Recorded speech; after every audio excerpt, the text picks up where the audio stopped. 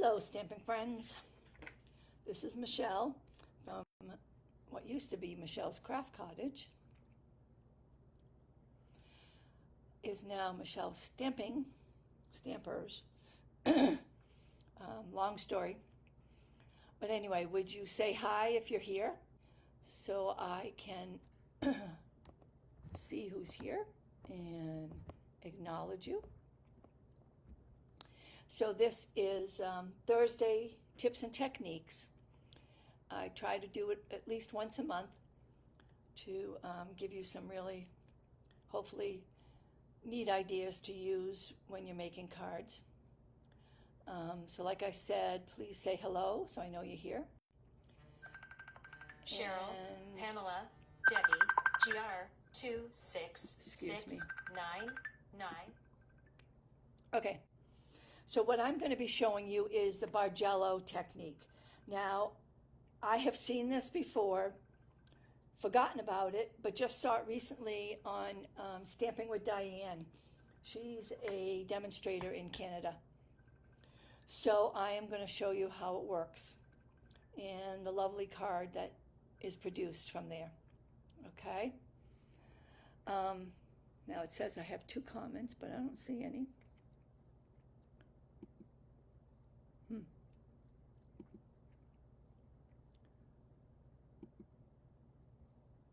Hi, Karen. I see one now. Hi, Nancy. Thanks, guys, for joining me. Okay, so I'm going to show you this Bargello technique. So what you need is 5 different colors. I guess you could use more, but on the card size that we use, 5 is probably sufficient. So I'm going to start. This is relatively quick to do. So I'm going to start with Petunia Pop. Now this card is 5.5 by 4. Now it's longer than I need it, but in order to do the Bargello technique correctly, you need to have it a little longer. Who else is here? Hi, Sandy. Okay, so let me start. So when you're using the dry brush, you always have to tap off because otherwise it'll give you some streaks. So you start off the card, and the good thing about the glass is I can clean this. Ooh, that's not doing well. Fix that up. So we're going to cover about 1/5 of this card. Okay? And I prefer doing this with dense colors. I like it nice and bright. And you'll see at the end why the bright colors that I'm using are working. Okay, so about 1/5 of the card. Okay, then when you want to clean your brush off, wipe it repeatedly. Some people will use different brushes for different colors. I don't usually. I just clean my brush off really well. So I always keep a lot of paper towels next to me to make sure I've gotten all the color off. And once you don't see any more color, you know that brush is good again. Okay. So that's the first color. So now my next color is going to be pecan pie. Nope, excuse me, peach pie. Okay. And then again, make sure you tap off a couple times. And then start off on your edge of your card so you don't get a big streak.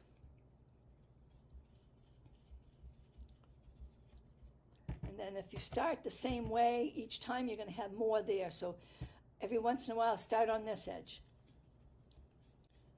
So you get the darkness on both edges. Okay? And make sure you're touching the colors. And you saw me just tap off a little bit because I wanted to make sure I didn't have any pink in there. Okay. Okay, so there's my orange. Peach pie. Okay, so I'm going to clean my brush off. And this one isn't as bad as the pinks and the reds. The pinks and the reds really linger. Okay, so that's the second color. This colors are vibrant, huh? Now I'm going to do a yellow. This one is Bumblebee. Again, start off on the edge. That's the good thing about the glass. I can just wipe it up after. Okay, I want these colors nice and vibrant.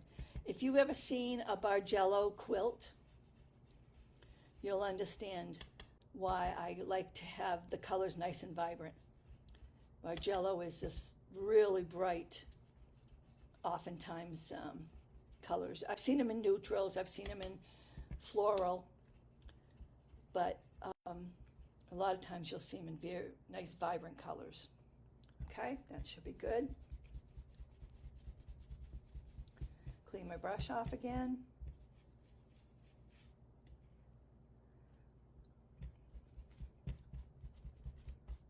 Okay, I'll close that one up.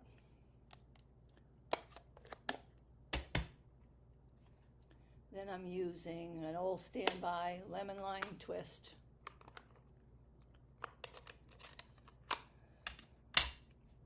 One of my favorite bright colors for green. So I'm going to turn it this way.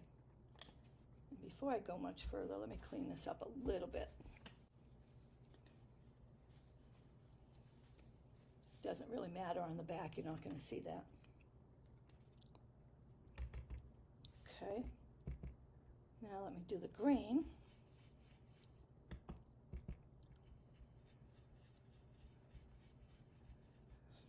Now, one of the secrets of doing this Bargello technique is to make sure you have a wide enough bar. If you make your bars, you know, your different colors, if you make these too small, you don't get the same effect. Diane's card was beautiful, and it reminded me, like, oh my goodness, I haven't done that in years. And you want to build up a decent amount of color, get them close to each other.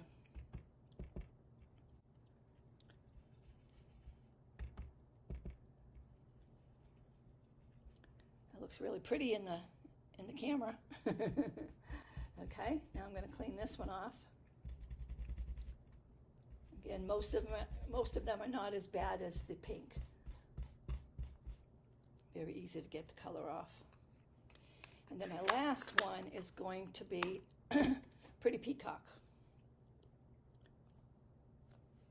If I can open it. There we go.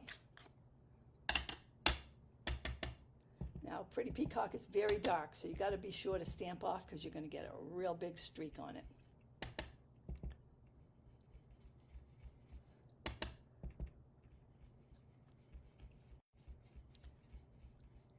Has anybody tried this technique before?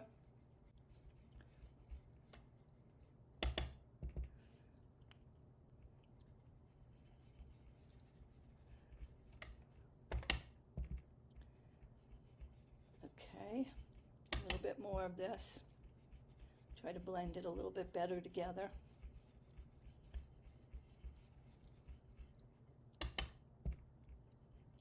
Sometimes there's imperfections in the card. You can see where it's not taking it as well in some spots. There's other spots. Okay. There. I like that. Just a little bit over here.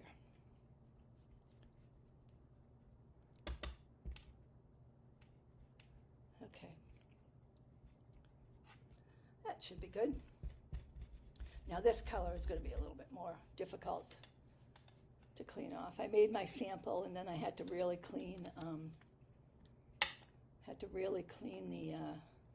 the brush after the blue, after the peacock. Okay.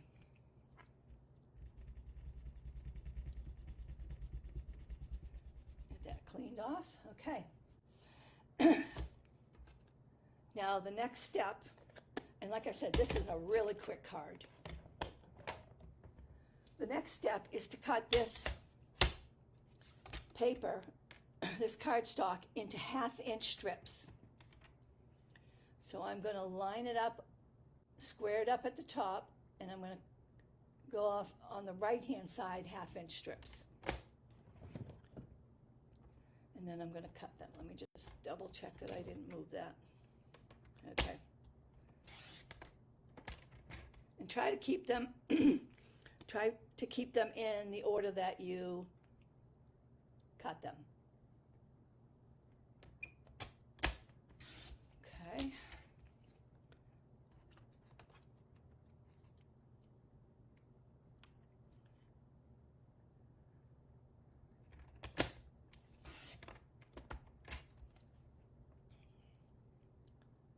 I love those colors. Those colors are so nice and vibrant.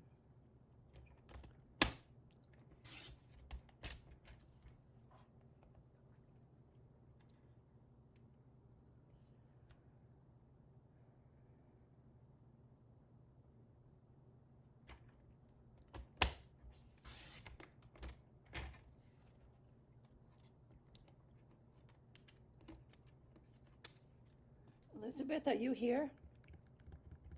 Let me look. Oh, hi, Elizabeth. Glad you're here. You never heard of this one, Karen? Yep. I'm sure it's a play off of the quilts because they make quilters make Bargello quilts. They are just stunning. I'm sure you've seen one. I'm absolutely sure you've seen one. After this live, go and look up, Google Bargello quilts. They are absolutely stunning. A lot of work.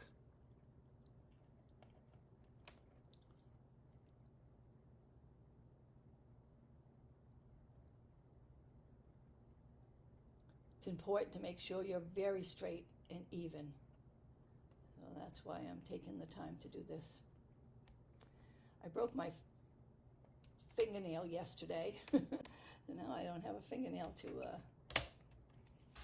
cut these with, to pick up things with. And then this last one should be a 1/2 inch, but if I was just a hair off, no, that's good. Okay, so now I got my pieces cut. And in the same order that I cut them, I can take this away. Now this card that I'm going to mount it on, oh geez, I forgot. Well, I'm going to try it this way. I was thinking about doing this.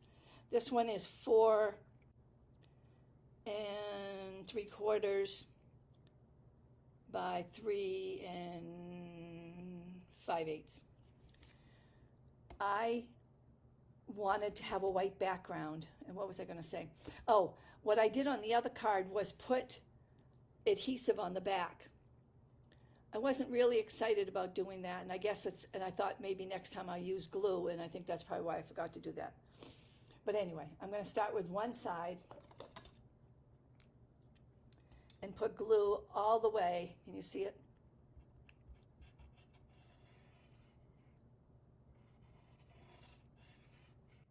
All the way to each end. There's going to be extra cardstock here, but that's okay. We'll cut it off after. So my first one, I'm going to start it even with the card base that I'm putting it on, and even with the edge. Okay. So it's real important that you get this first one straight. Yep, that's perfect. So I'm going to keep my thing here. I started from this side, right? Yeah. Now my next one, I'm going to go up a little bit. And I'm going to have it overlap a little bit up here. Okay? So I don't need glue right to the very end on this one. At the top. And like I said, you can use an adhesive sheet before you start cutting this. That's what I did the first one on, and I'll show you that when we get done. Okay.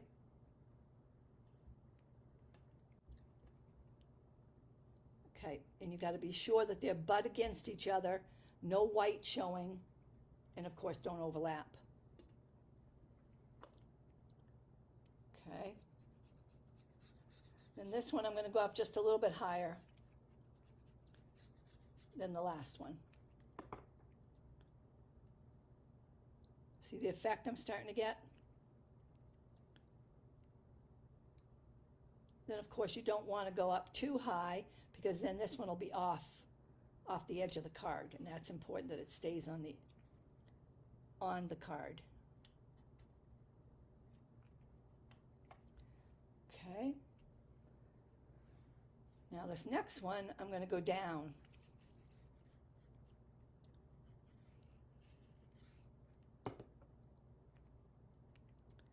Probably even with the one that I did over here.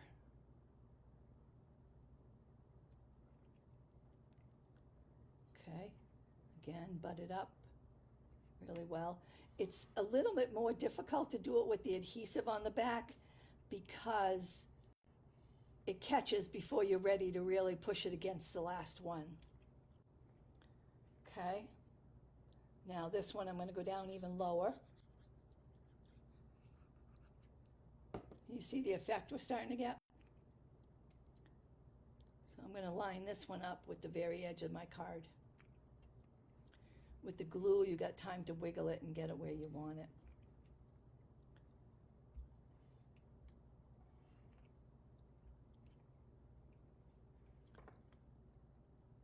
Now I'm going to go back up again. I'll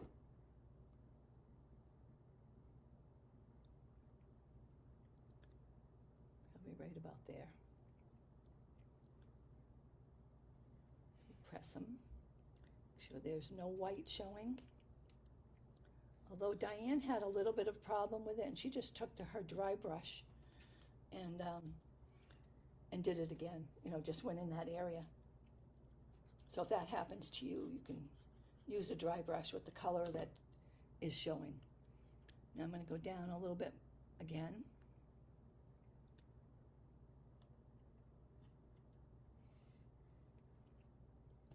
Doesn't that look amazing? This is what we call Bargello. Okay, like I said, look up Bargello quilts after this live, and you'll see the effect that you're wanting to get. Oops. And then this one's going to go right to the card edge.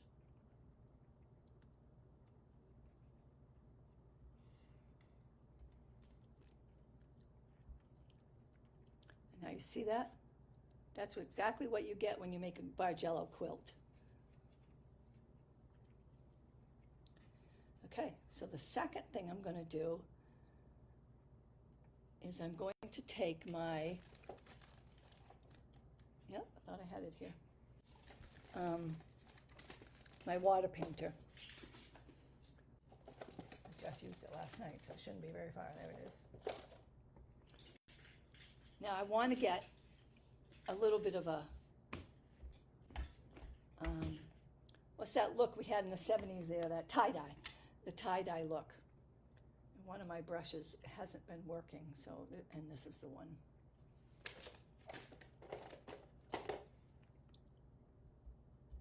Yep, of course this is the one.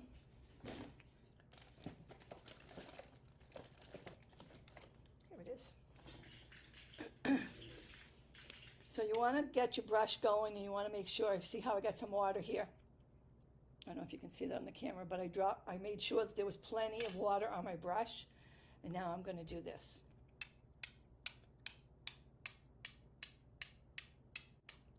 And I'm going to do it again to make sure I got plenty of water on my brush.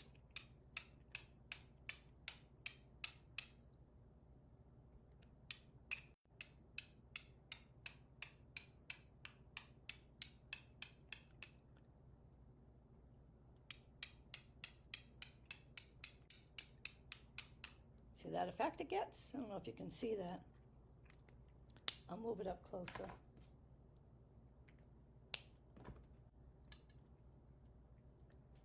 You see that? The water spots? Isn't that pretty? Okay, so I'm going to let that dry for a minute.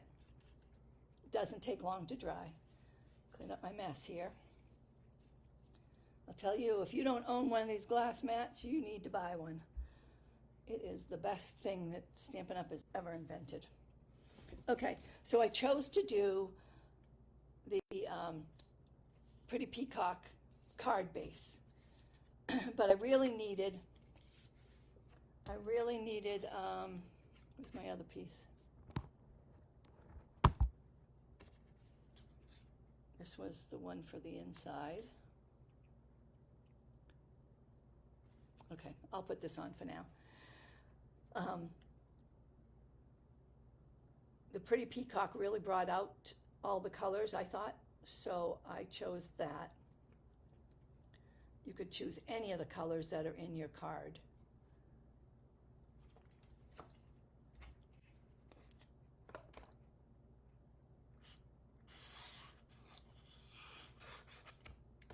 So I'm going to go over and cut. I already stuck it to it. Yeah. No, that's...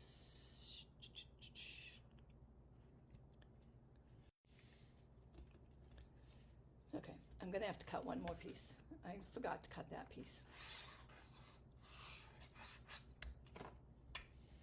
Because I want to have, because if I just cut this to size, it doesn't stand out as well. So I am going to use my scissors. I'm going to actually use these scissors because these are my... And if you have enough overhang from this, you can use that for the inside of the card. Diane did that, and it was very pretty, but I guess I'm not cutting mine as long as she cut hers. So I don't have as much overhang when we're done.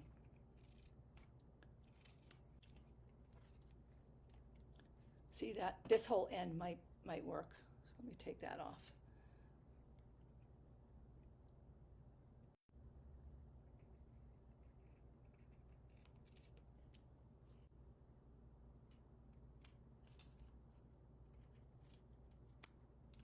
There. Oh, that's all fell apart. Okay, let me get a piece of cardstock to mount this on. And if you don't want that extra piece, just cut this piece, just, what is that? Like a, it's just a hair over 1/8 of an inch. You can cut this base 1/8 of an inch smaller so you don't get that last one. But I don't have a problem with that. So let me get a piece of white cardstock.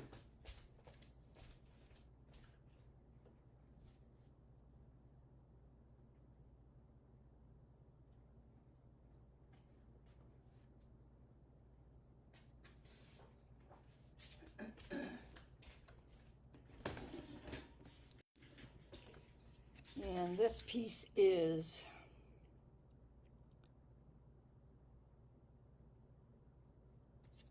I need a ruler because that's an easier way to measure it. This piece is, yep, I need inches.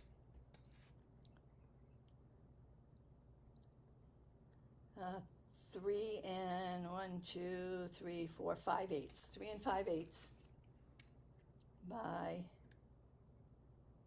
4 and 1, 2, 3, 4, 5, 6, 7/8. So I just wanted a hair bigger. 3 and 5/8, I said, by 4 and 7/8.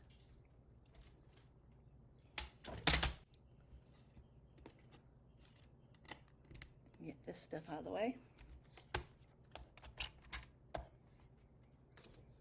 Let me just double check it on here.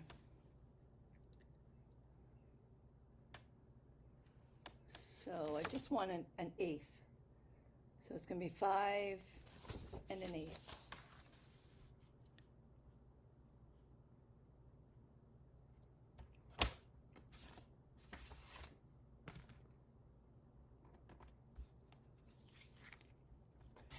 Move that so I don't have an accident. That would be my luck. and then this way it is 5/8. So we'll go 3/4 of an inch. I just want that contrast between the card and the Bargello. Okay, so this is dry now. So I can mount it on here with just a slight, oops, I guess that side wrong.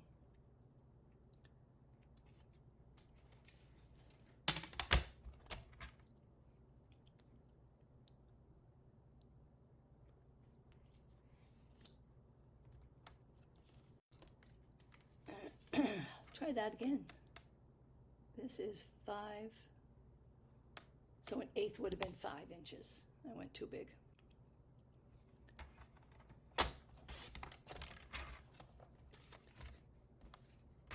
Okay. So now I'm going to mount this on here and then mount it on the card.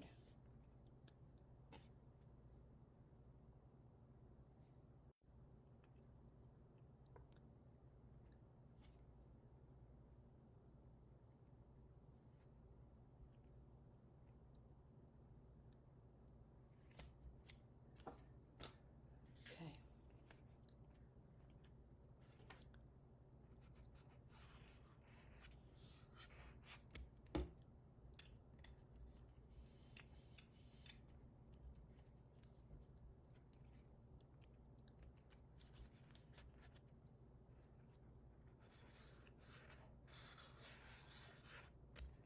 Now, if you don't care for these colors as bright as they are, you know, it's a personal preference. You can then change the colors and make them more pastel. But the object of Bargello is to have those uneven spots into all the different colors. Okay, that's exactly what Bargello is. And when you're doing quilting, you would sew a pink, if we were doing this pattern, to an orange, to a yellow, to a green, to a blue, or whatever color.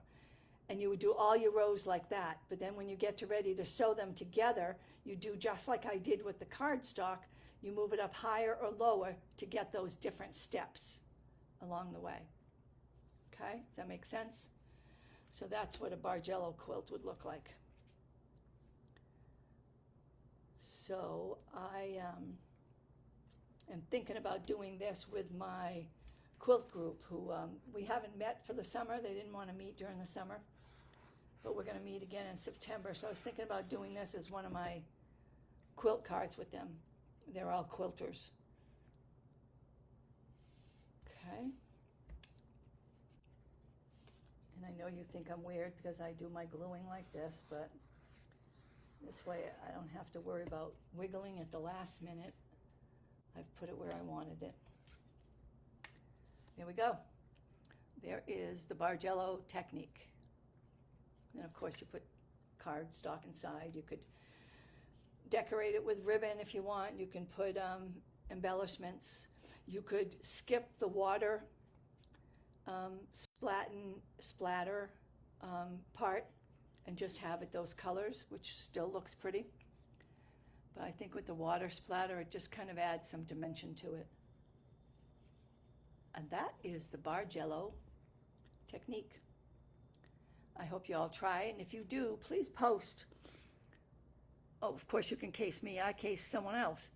Yep, I looked it up. Bargello is the way to spell it. I think it's spelled. I think you got it spelled right there, Nancy. Although I might think it's one L, but I'm not positive. But yeah, you look up Bargello quilts and you'll find this.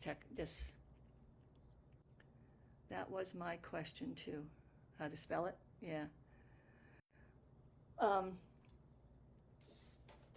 Where's my phone?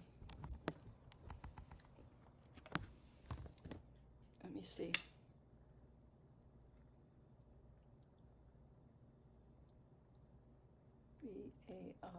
Bargello. Oops.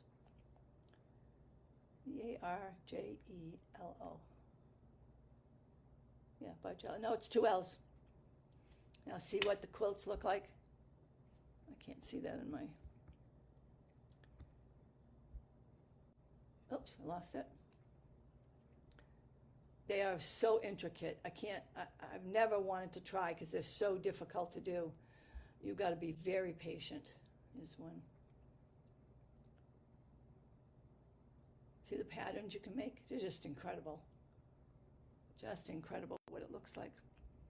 So they'll sew all those strips together, and when they sew them, you know, all those little different colors together like this, and then you just keep moving them down a little bit, and then you end up with all the different patterns. Then you sew those onto different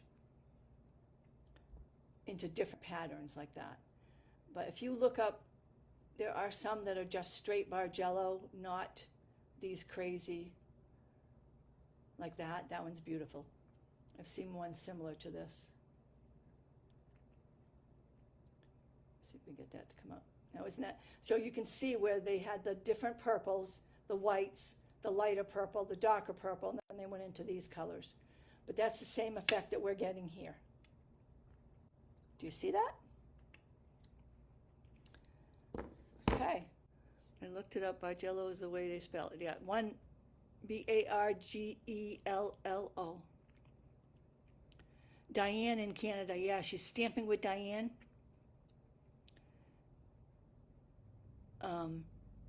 She's the one who brought it up the other day. She does her techniques and stuff every once in a while. And she brought that up. She said, I want to do this technique. And I thought, oh goodness, I haven't seen that in years. So, but you can see it. I can see it more in the video.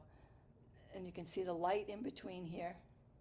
And you can see the green, but some of the lighter green is up there. And then some of the lighter blue goes into the dark blue. I hope you like this. I think it's beautiful. I'm not going to finish it right now.